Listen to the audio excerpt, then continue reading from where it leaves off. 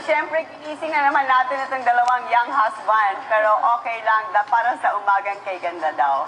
So, thank you very much, Phil and James, for waking up so early. You know, ang saya-saya ng game, di ba, sa Rizal Memorial. Nakita ko talagang nagsasmile kayo from ear to ear. Pero, you were so excited, the fans were there, pero sobrang pressure rin sa inyo because you had to win. We came back from Sri Lanka with a draw, di ba, James? How much pressure was it on you to win in front of Filipino fans? There was a lot of pressure, to be honest. I think we had the whole country watching us. I think we had the biggest viewers, for a Philippine game. And if anything, I think we love pressure, the whole team. Me and my brother especially, we love pressure. You love pressure? We love pressure. Oh, wow. As I think any performer, you love everyone expecting the best from you, and we thrive on pressure. Because some people crumble under pressure, but you guys play better under pressure. Yeah. When our back's against the wall, I think we do really well. Okay. Now, Phil, I interviewed you guys when you just arrived, like maybe 5 years ago. Did you ever think that football would get to this point the way it is right now in the Philippines, where you had almost 15,000 fans screaming? Because a lot of times you played games when nobody was watching, right? Shocked kami kasi it's all happened so fast. Tapos last year hindi sikat yung football, pero ngayon madaming supporters, madaming fans, so nagulat kami, pero sobrang masaya kami. Right. Okay, so now everybody's talking about Kuwait. Siyempre, sobrang saya namin na we beat Sri Lanka. Kuwait, we want to tell our viewers, is a very difficult team to play. They are ranked 100 in the world, about in the hundreds. We're about in the 150s in the FIFA World Ranking. And they have qualified for the World Cup before in 1982. And they're one of the top countries in Asia. They've made it to the Asian Cup like 9 times in the finals. Yeah. There are only 32 teams that are going to make it to the World Cup.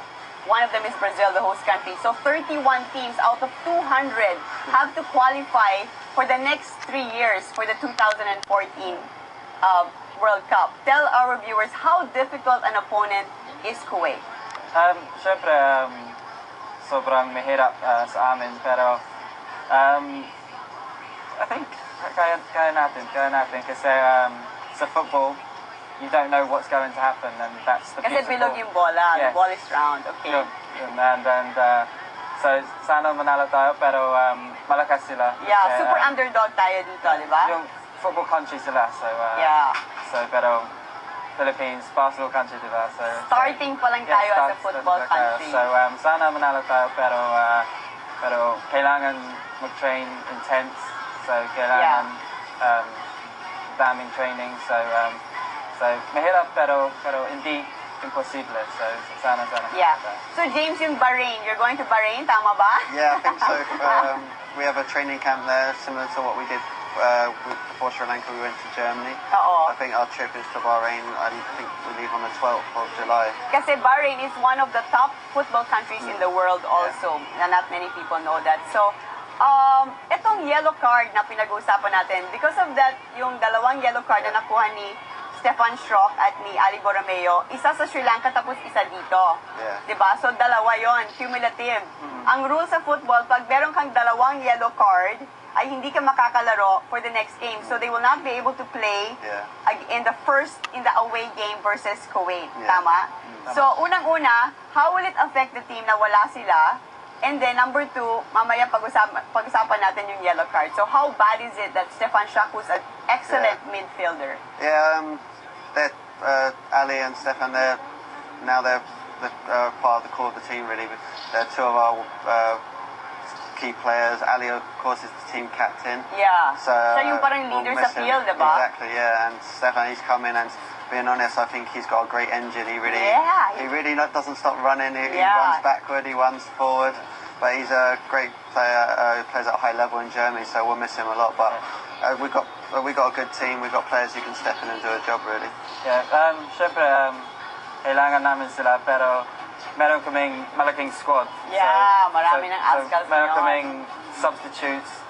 So, pag kailangan sila, then they can do the job. So, Kasi one player can't win the game. Like you, when you were injured, somebody else came in, di ba? So, kailangan magaling substitutes. Tama. Football really is a meron team game. kaming magaling substitutes. So, tapos, meron kaming magaling reserves. So, we have a big squad. So, syempre, we'll miss Ali and Shroff, but kaya natin. Okay, so sobrang excited ang ating mga studio anchors sa UKG na magtanong sa inyo. So, guys, Phil and James. Phil and Hi, guys. James. Hello. Anthony and kay Ganda. Umagang kay ganda. Magang kay ganda. Magang kay ganda. Kasi hindi na magtatanong sa inyo, batang football to eh. Ha? Eh, nakausap ko na si Phil kagabi sa TV Patrol. Di ba, Okay. Phil? Can you relay the question to me? Sabi ko, That's Phil, di okay, ba I'll go na-interview na kita kagabi sa TV? Ay, hindi naririnig. Yes, Here. sound problem. She's saying that kagabi she talked to you on TV Patrol last night. Yes. Diba? Yes. Sorry, hindi umanda yung override. Ah, hindi ko muna. Alex, tanong ka. Ano gusto mong tanongin? Ano ba? Ito. Tanong natin, Phil, dahil mukhang maganda na yung support ng government, pati private sectors, ano pa bang kulang ninyo? Baka kaya namin ibigay. Meron pa ba kayong mga sapatos? Hindi kayo naririnig. Narinig mo na Hindi kayo naririnig, so I'm gonna have to tell them your questions. sige. Sabi niya, now you're getting so much support from all kinds of people. So what else do you need? Do you still need anything? Maybe they want to supply it. Like, do you need more shoes? Or, we know you're not lacking in inspiration. So what else does the team need? The team, being honest, I think we'd love to have a professional league or training camp. So, professional league and training grounds. That's what we. More football fields. More football fields, because Tama. that way we don't have to travel too far to get a good field, really. And kailangan may grassroots program. Ayun, kailangan talaga ma-develop yung mga Yeah, bata. tama. So that you have an academy, di ba? Yes, You're meron training kaming young kids. academy, pero kailangan grassroots program from the Football Association. Para if we're not here, then siguro in 10-15 years may Tama, new... may papalit sa may inyo. papalit. So, sana may grassroots program in sa future. Okay. Oh, meron pa? Ano pang tanong Ito, nyo? Dayan. Yung sa ibang angulo naman ha, yung medyo personal, what's a typical day for Phil and James' young husband? Typical day para sa inyo. Ay, Me? maaga ba kayo nagigising? Typical day.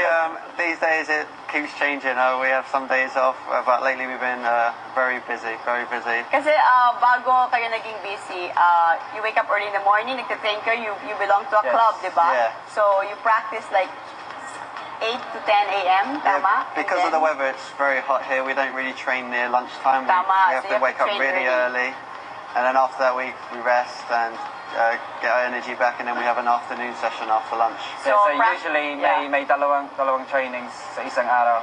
2 training sessions in one Yes, day. yeah, Morning and, 6 to 8 or 8 to 10, and yeah, then that's again 4 in to the 6. afternoon. 2 hours each session. And in yeah. between, In between, tulog. Tulog. Kailangan tulog. Or we, Tsaka, or we try to see our girlfriends.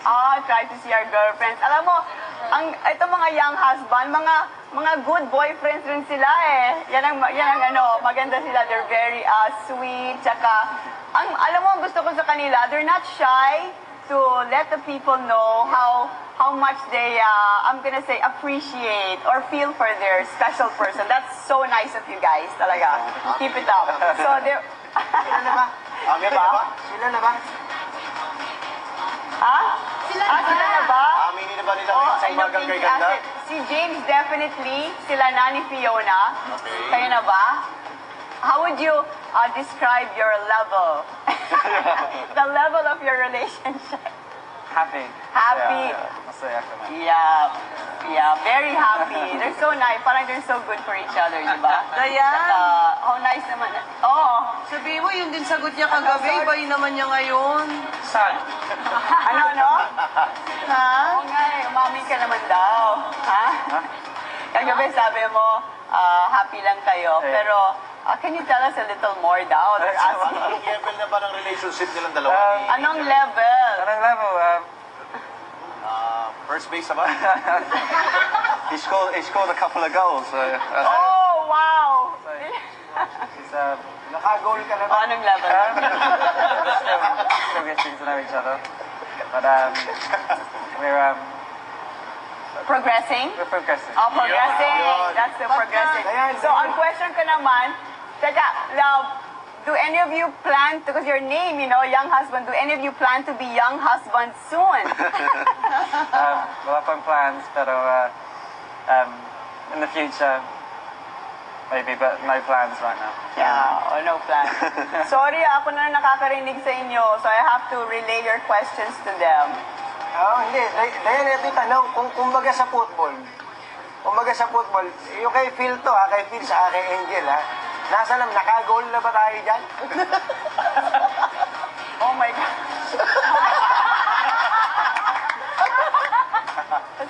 Sinagot na ni James yan kanina, di ba? Sabi niya, naka 2 goals na si Phil. He's asking, are you referring to the relationship with Angel, di ba? Oh, yeah, she's saying, in terms of your relationship with Angel, nakascore ka na ba ng goal? Uy, morning show. This is a morning show. Diba? Anyway, so... Mahirap ang tanong.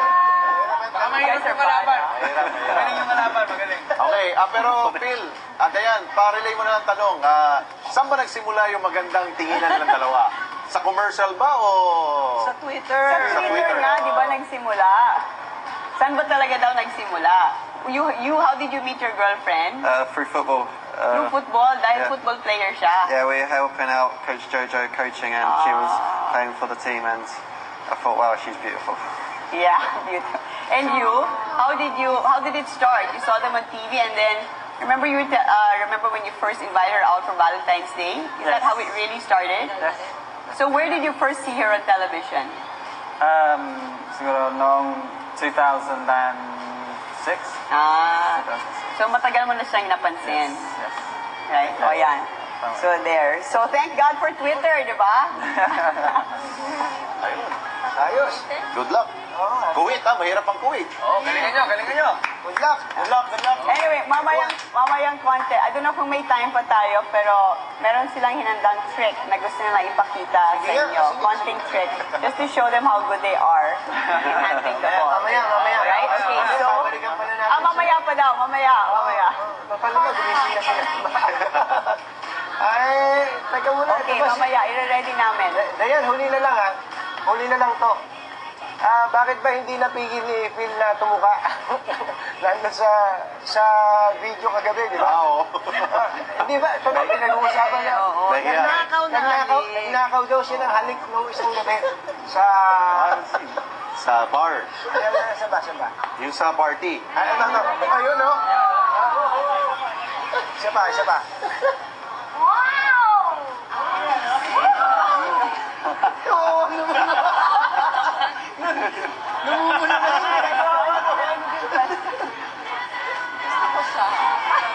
Oy, nakaw video yan, Nakaw. Okay, Dayan, babalikan ka namin mamaya. Thank you ulit kay Phil sa kay James, yung husband. Thank you, Phil. Thank you, Dayan. Babalikan natin sila mamaya. Dayan talaga, mga Manny Pacquiao, Phil at James, yung husband. Dayan Castillejo, patron ng Pilipino. Klase, kakaiba. Pero siyempre, yung iba pang mga miyembro ng Philippine team, Ascals. Of course, Chippy. Sa pambansang awit po natin, si Chippy lang po na sumaludo doon. Lahat mga ganon.